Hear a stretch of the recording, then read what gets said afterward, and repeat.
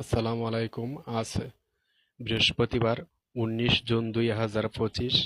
আজ গিয়েছিলাম বিআরটি এর অফিসে।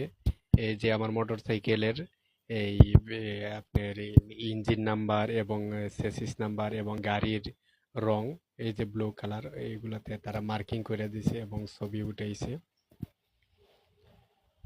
তাই গেছিলাম এই যে আপনার পূর্বাচলে। আমার যে এখান থেকে প্রায় আপনি 11 কিলোমিটার দূর। বেশি সময় লাগে নাই। আমি প্রায় গেছিলাম প্রায় 2টা 20 মিনিটে। তখন একজন বলল, ভাই আপনি এক কাজ করেন, আপনি 3 তলাতে চলে যান। একজন বলল 2 তলাতে চলে যান। মানে যা হয় আর কি, সরকারি কাজ। যাইকে পরে 3টার দিকে ওরা অফিসাররা নেমে আসছে, নেমে এসে তারা মার্কিং কইরা এগুলো কমপ্লিট করছে।